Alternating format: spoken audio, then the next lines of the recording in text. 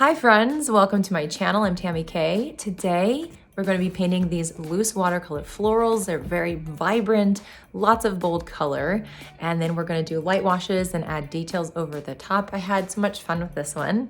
So come on, let's go paint together.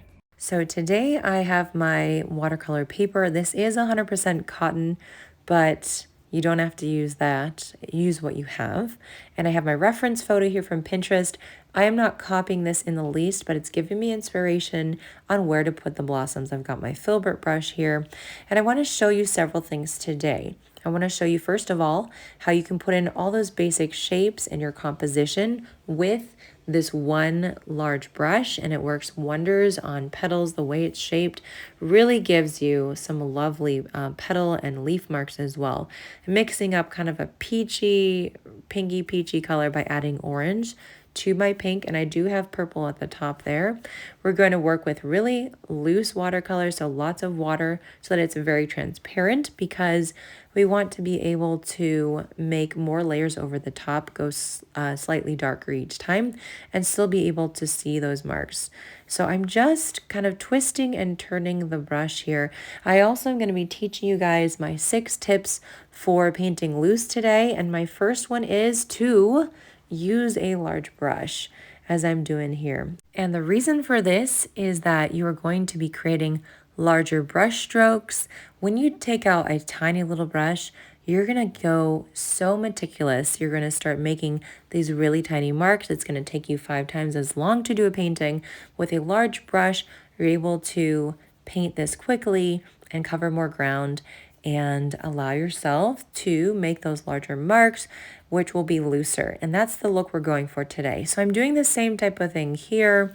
I'm adding in those petals, and I'm just twisting and turning that brush so that I'm getting the thin strokes as well as the thick strokes, the belly of the brush, which is thick, and then the thin side of the brush. You can even do the tip of the brush on the top as well. I'm angling my brush also so that I can get the angle of the brush stroke correctly how I want it.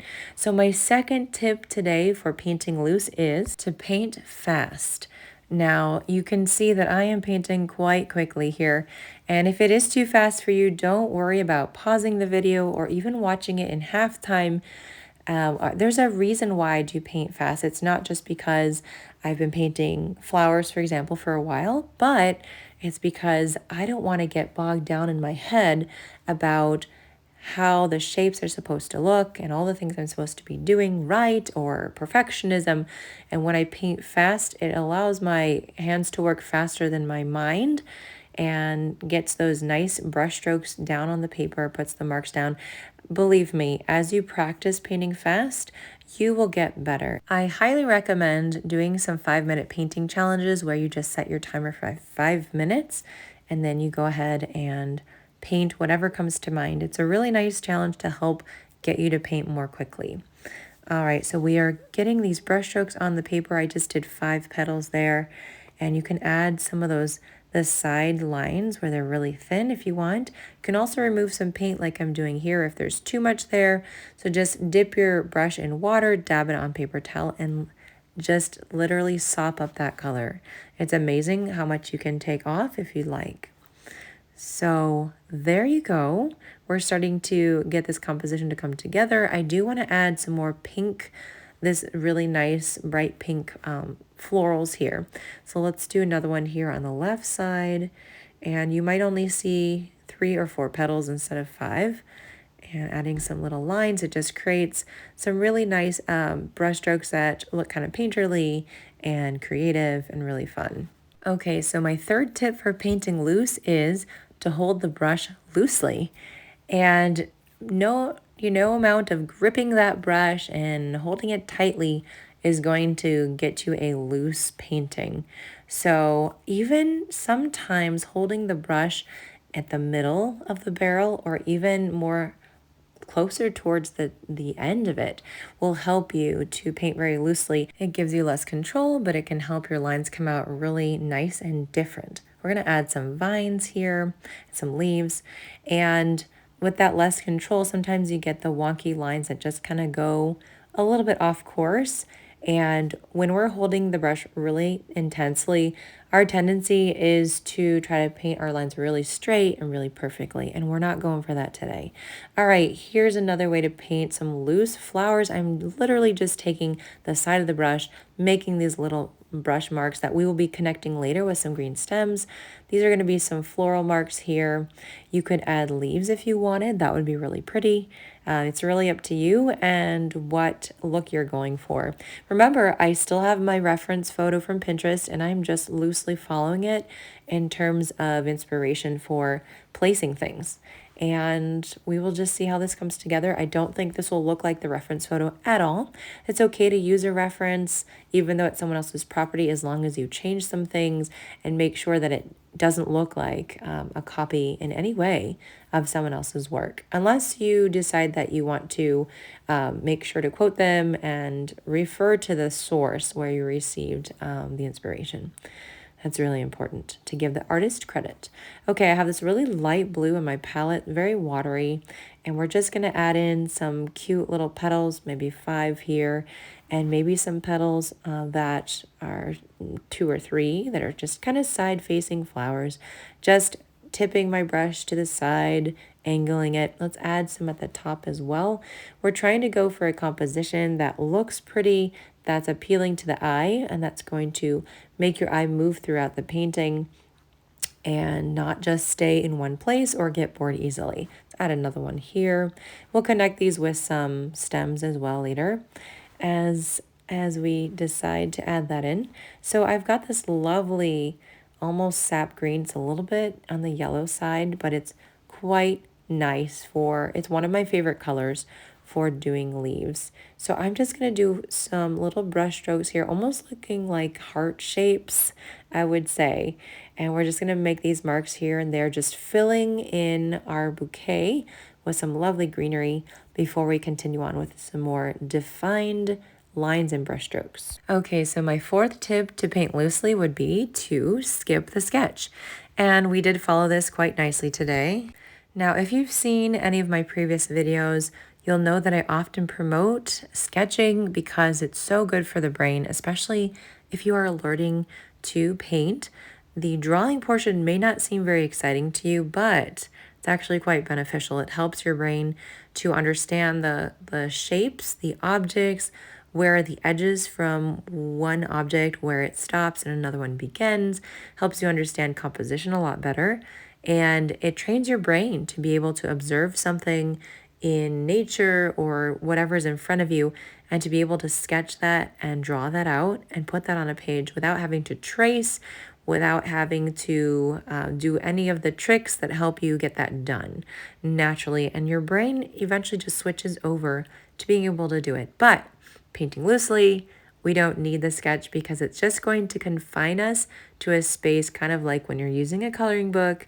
You don't want to paint outside the lines. And so if you have that sketch, your tendency is to be more rigid, which is not a bad thing unless you are trying to paint loose.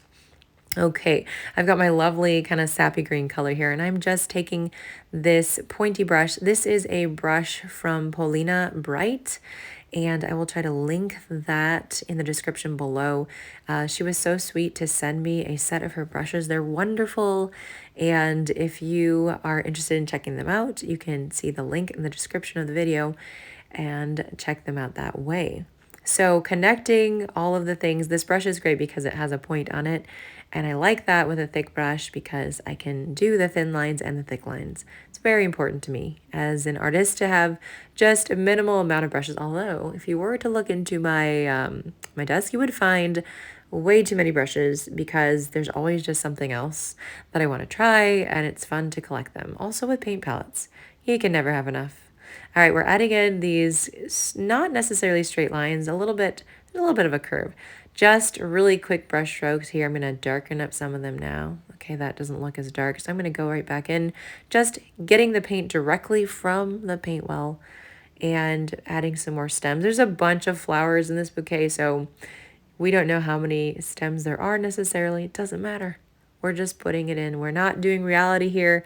We're just having fun. And as a therapist, I want to bring it back to the concept of relaxation. What's the point of painting? It shouldn't be causing stress. And as we're adding in little brush strokes just to fill out the green space, take a deep breath. Remind yourself this is fun. This is practice. Every brush stroke means you're getting a little bit better. There's no place, there's no time and space for all of the anxious thoughts that want to creep in when it comes to art. So use art as your safe space, a place to make you feel relaxed and find joy and enjoyment. And that's what I encourage you to do. So we're going to do the centers of our flowers now. And with a pointy brush, if you need a smaller size so that you have a nice point, grab that now. Just adding in these tiny little dashes. They're not dots, but little dashes, all kind of facing sort of vertically. And then we'll do that with these other flowers here, the big ones. So just adding in those lines. And I think I might want to add in some more colors too. I'm not sure. So we will see. We will see what we do. Sometimes it's all about just trying things to see what's going to work. My reference photo is showing me where to add, different floral pieces. Let's just fill in the middle a little bit with a little bit more green. But I'm not following it for the centers of the flowers or the types of flowers or the colors necessarily. So we're going to do these smaller pink flowers with this lovely orangey yellow. It's a very yellow orange. I'm not sure what the color is, but it's fantastic. I love it because I have my lemon yellow, which is the brightest yellow in my palette. Next, I have the cadmium yellow, which is leans more towards that orangey side. And then I've got that light orange, which is just one of my favorites right now. So I'm adding in little accent marks wherever I see fit, just kind of scribbling, especially with these small flowers. Scribble marks work really well. So my fifth tip to you for painting loose would be just to have a really good mindset about your painting. We've just been talking about the stories that we can tell ourselves about how this is supposed to be fun and relaxing. And that's where that mindset kicks in. So when you find yourself stressing out about your painting, picture a stop sign. Seriously, just try it and say stop in your head. And then think, is there another way I can look at this? So, for example, I would ask yourself, what's the worst that could happen? When you start to feel fearful and anxious, what's the worst that could happen in this space? Right now, I'm just going to take that nice pointed brush and we're going to make some really nice kind of scratchy lines on these florals. I have a more saturated version of the paint that we were just using, and I want it to really stand out. So I added more paint to the mixing well, so I have less water and more paint ratio. And we're just doing little marks. Now, don't be afraid. This could feel scary, but we're going to talk about our mindset and how we can allow it to help us to be calm and relaxed. Even simply telling yourself when you're sitting there and you're feeling your shoulders are going up to your ears, your stomach is in a knot, I am having a good time. I am calm. I am calm. I'm peaceful. I'm enjoying these moments. And those simple thoughts will change how you feel. And if you don't believe the thought right away, you're going to believe it eventually because your feelings will also change. All right, so how are you feeling about your painting right now? I hope you are enjoying what you're doing. If you like this painting and this process, please make sure to give this video a like so that you can let other people know that we're having a good time on this tutorial. And go ahead and subscribe to my channel and hit the notification bell so you don't miss any future tutorials when I post. Also, I do teach watercolor on Patreon, so the link is in the description if you're interested in checking it out for bonus content, live streams with us, art prints even are available, a private chat community, and exclusive tutorials not seen anywhere else but just made exclusively for Patrons. So link in the description if you're interested. So I'm mixing up some purple now. It's a lot darker, and we are going to kind of do these painterly, sketchy marks. And sometimes I'm going to be following where I think the petals are kind of sectioned off. And I mean, that's kind of the idea of it, at least what I'm doing here, just to emulate where the petals would be and differentiate between the different ones. So I'm making sure to add marks close to the middle, sometimes up the side of the petal, and definitely little tiny kind of tiny little, what am I trying to say, dashes, little marks on the tips of the petals so that we can define all of that. And I think it's coming together quite nicely. I like the purple on that peachy colored flower. So this is a process, just filling this in. If you wanted to do different types of marks, as I'm adding some red in here, you can go for it. I've got a really bold color now on my palette for these flowers, and we're going to do the same thing. Sometimes I like to just do a bunch of marks around the middle, and sometimes I like to outline around each petal and then take a clean damp brush and lightly blend out those lines. That can look really pretty too. This one looks more painterly, creative in a different, bold way. The other way where you're blending out some of those lines looks a lot more natural. It lends itself more to realism, which is not necessarily my style, but it's fun to try once in a while. I'll definitely admit that. So, these marks can take some time, but it's definitely worth it to put in the effort versus just painting that one color. Or if you wanted to, which it wouldn't be a bad thing to maybe switch up the lines, what you could do is kind of paint over most of the petals of the flowers in a darker color. And so you just have the same type of petal shapes, not covering up that first layer, but almost covering it up entirely. And so that'll be a different look than this. I'm also pressing down with the belly of the brush here in some of the petals to make a nice thick line. If that's too bold for you, you can always blend it out. But I think my favorite is adding in these little tick marks. That's the word I was looking for, tick marks, at the edges of these petals. I just think it looks pretty. And sometimes you can kind of sketch around like you're outlining the edge of the petal too. That can be really pretty. You can try doing several colors as well. That can be nice instead of just sticking to one color. And there's so many things you can do. Changing up the middles of the flowers as well really changes the look and the style of the floral that you're painting. All right, we've got this one guy right here. You know the drill. You know how to do this. Sketch, sketch, sketch, adding in those lines. And I encourage you just to think of one thing you like about your painting so far, how it's coming together, and make a note of that. And share in comments too if you have any reactions to how this tutorial is going. Let's go ahead and do some nice sketchy marks here on the blue flowers and just kind of outlining it. It's a different little shape here. They're smaller. You can't be as detailed necessarily, and so we're just going to go more for that loose. And speaking of loose, my last tip for painting loose would be to use a reference photo, which is what I'm doing here. I think that using the reference photo, if you're not trying to do it, copy it completely at all, but you're just trying to use it as a reference, that's what it is, as inspiration, then it can help you, I think, to be able to paint loosely because you're already trying to change the composition, especially if you're painting something that you're going to sell or like to put up in your shop, for example. So it's lending itself to more creativity as well. And then you don't have to rely on the pictures in your head of what you think you want to paint. Believe me, using a reference always makes it better for myself. So that would be my last tip for you in terms of painting loose. Okay, so we are just finishing up the last details of this painting. We've been painting this for almost 20 minutes and I think it's coming together quite nicely. I'm really pleased at the composition.